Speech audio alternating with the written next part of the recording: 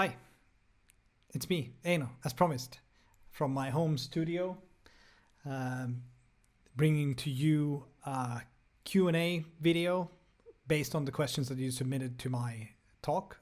First and foremost, thanks so much for all the questions.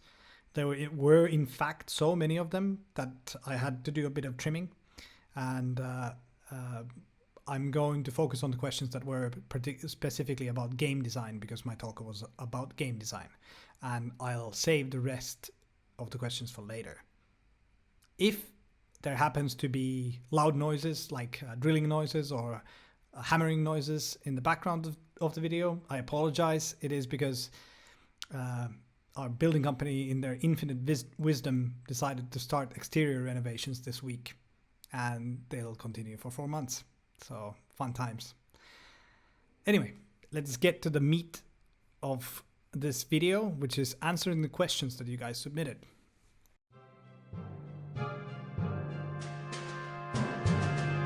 I take this to refer to the fact that we have some tasks in the season challenges that are specific to higher levels. So they require a troop that you can only unlock on higher levels, or you need to destroy buildings that are only appearing targets that are encountered on higher levels.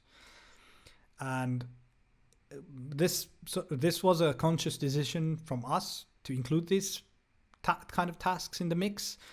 And the reason is that we want variety in the challenges. And we get that by having different kinds of challenges available. The high level players naturally will be able to complete everything, but the drawback is that low level players might not be able to complete all the tasks. We realized this when we were implementing the system, and the workaround is that there actually are plenty of points available. So don't feel too bad. There will be enough points for you to complete the whole run of season challenges every season, even if you are a low level player. That should be pretty much guaranteed every season.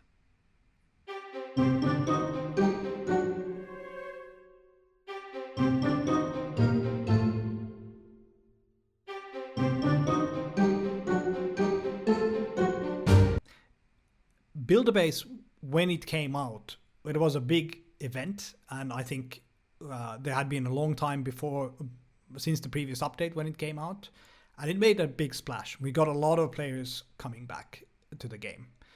I think anytime something that big and that exciting is pushed out, it will just kind of reach a lot of people, and a lot of people will return. That said, Build-A-Base was actually released over 2 years before, or like roughly 2 years before we did the Gold Pass. And unfortunately, a lot of these players who came back did leave in between. So the short answer is it probably didn't have a large bearing on the state of the game at the time we released Gold Pass.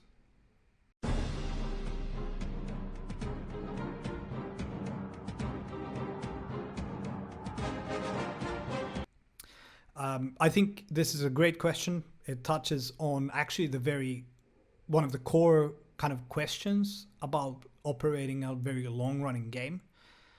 And my answer to it is that I actually alluded to it in the video as well. We have been speeding things up along in the early game to help people progress. This has been a very conscious decision, because we also realize that as we add more stuff in the game, the journey will become longer, and that's not great, because we don't want to create these kind of two classes of players where if you start now, you can never get to the end game. That's definitely not something we want. And going further from here, I think whenever we will add new content, we will also keep an eye on the total length of the journey. We don't want you to stop playing early on in the game, because we have a lot of content. We want you to get to experience that content, and we will make sure that that continues to be so in the future. I think another thing that we could be doing as well is adding sort of horizontal paths as well. So maybe not all of the new things that we add, maybe they don't need to come in the end of the game. Maybe they can actually be available already earlier, but we'll look at that case by case.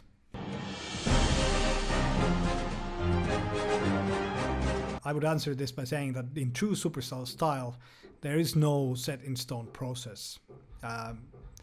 In the Clash team, we usually start with goals. So there's some things that we want to achieve with any kind of new content that we add. And with Town Hall levels, our aim has been to make exciting content that is also fresh and adds new elements to the game. But at the same time, we kind of feel that new content should be very relatable and it should be familiar enough so that everyone sort of can fall in love with it as well. When we actually get to work on the actual content based on the goals, it varies a lot. Sometimes individual people come up with great ideas and everyone just jumps on the bandwagon. Or sometimes we brainstorm with the whole team to come up with the angles and hone the ideas together. And overall, we have a pretty high bar, and since we have full control over what we do, we usually work on our ideas until we feel that they're good enough.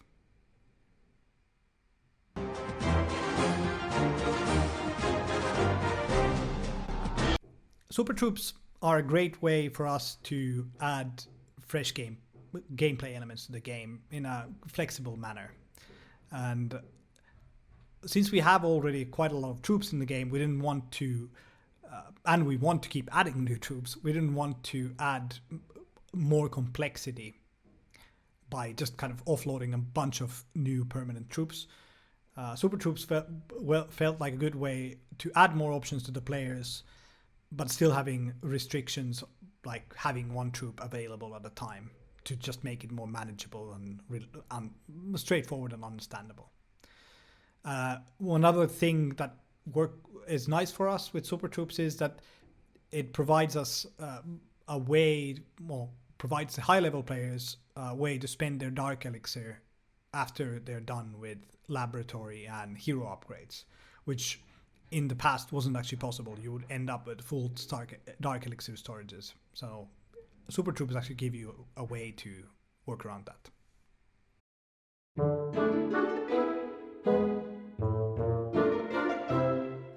So in the last update, we made some skins, Gold Pass skins, available from 1 year ago with gems.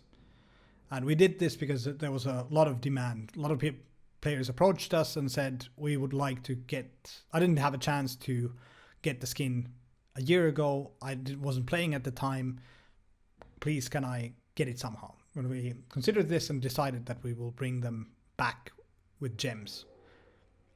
And basically the reason is why we did it is that we didn't want to punish players that start playing later by having skins that they can't get.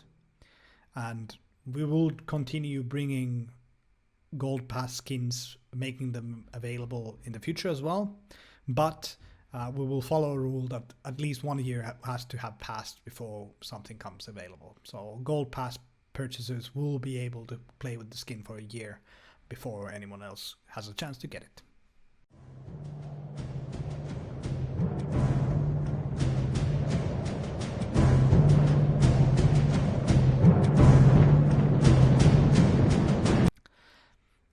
It's not a stupid question at all. It's a pretty good question, actually. But hopefully I can kind of shed a bit of light on that. I think when you work on something long enough, there's a couple of different angles to this, but one is that when you work on something long enough, there's a natural tendency to kind of search for new, exciting angles. And game developers are very excitable. We always want to create new experiences and introduce new ideas. And over time, when you do that enough, that can actually push you off course from the original sort of foundations of your game. And it happens really easily. It's very sort of a stealthy thing that happens just if you don't pay attention. Another thing that contributes to this is that sometimes people in the team change. In a long-running game like Clash of Clans, there's been a lot of change over the years. There's only a couple of people in the team who have been in the team for the very early days. And when this happens, then the newcomers, if they're not onboarded well to the team or the game, they might not agree fully on what the core of the game is, and then they might start taking it to a different direction. And this is all normal. This happens all the time, and it's just something that you need to watch out for. I think the answer is not to stop innovating. I think you do need to innovate. You do need to get new ideas into the game to keep players happy and excited and engaged. But I think the key is to innovate around your core and not away from your core. And don't get me wrong, this gets harder and harder the longer the game has been around, but also it's a super cool challenge to work on. And you really have to push yourself to kind of keep reinventing around the core.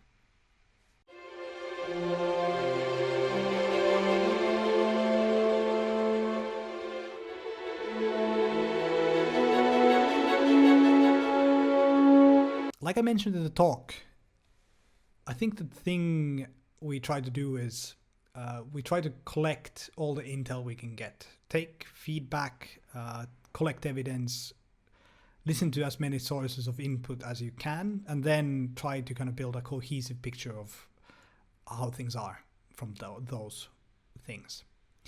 And once we sort of have this cohesive picture of how things are, then that helps us as a team to figure out where the biggest problems and the biggest opportunities are, and what would it take to actually start tackling those. Usually this is a kind of continuous process where we kind of work on it all the time and talk about what we could be working on all the time. And out of those conversations, we have a rough roadmap of what we would actually want to do in the coming updates. But that's something that we constantly actually validate with the team. After every update, we talk about, is this still the right priority for the next update? And sometimes we make changes because there's new information, new things have come up, and we have actually a better target on what to work on. It's easy. Coffee. 100% coffee. I think drink way too much coffee every day.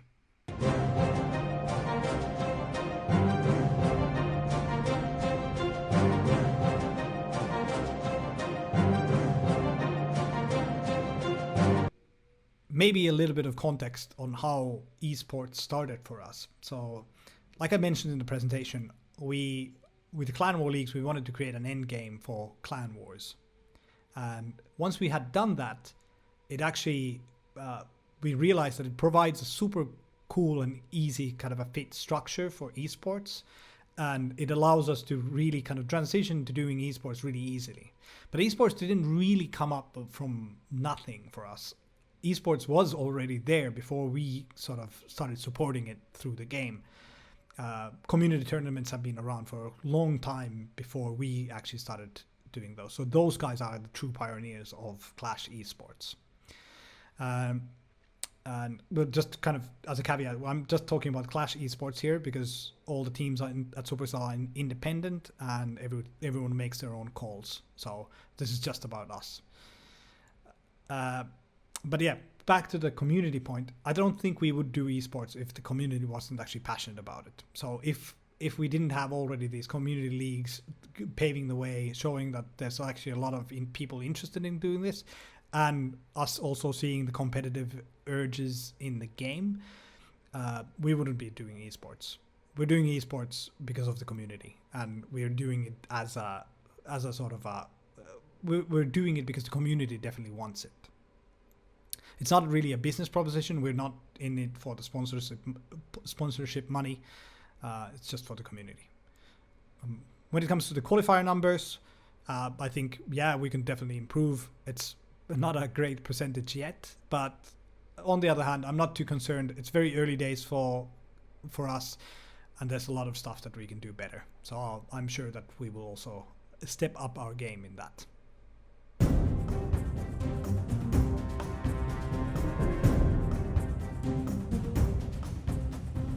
I hear you.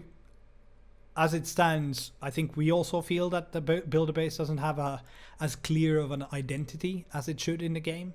And we're experimenting with some things. In the last update, we introduced some changes to the builder base, like instant training times, and we'll try to kind of over time find a better place for builder base and make it more integrated as an experience.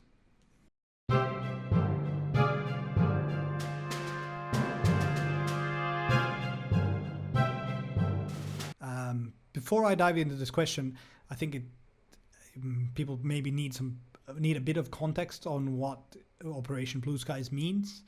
Operation Blue Skies was the code name for our Legend League rework that happened last year before the summer holiday, so in 2019. It was the next update after the Gold Pass release. And with the Legend League rework, we were tackling one of the oldest problems in the game, which was that the matchmaking times at the very top of the game in the multiplayer matchmaking were totally out of hand. And if you wanted to play Clash of Clans competitively in the multiplayer ladder, you needed to be prepared to spend maybe up to 8 hours at a time in matchmaking. How we tackled this is that nowadays, once you enter Legend League, instead of having to matchmake every time you want to attack, we matchmake automatically at the beginning of each day. We matchmake 8 targets for you, and you can take those attacks at any point in the day. So at any time that it suits you, you can attack these targets. The drawback is that you can only do eight attacks, but it was the problem was pretty tough, and this was after a long deliberation and a lot of different ideas and proposals, also some that we got from the community, we landed on this as the best option to kind of tackle the problem with least negative effects. Talking about negative effects, I think we did shake up the game a lot for the old timers that had been sort of loyally playing Legend League since the beginning, and apologies for that. It was necessary to actually widen the experience and include more people into it. I don't think we could have done it any other way. And when it comes to the success of the feature, I think we consider it successful because we have more players than ever before in Legend League nowadays, and it's more than double the amount that we had previously. So more people have actually found enjoyment in the competitive aspects of Clash now that Legend League isn't such a massive investment of time and patience as it was previously. So that's it. Thanks so much for the questions. It was nice answering them. And until next time, Clash on.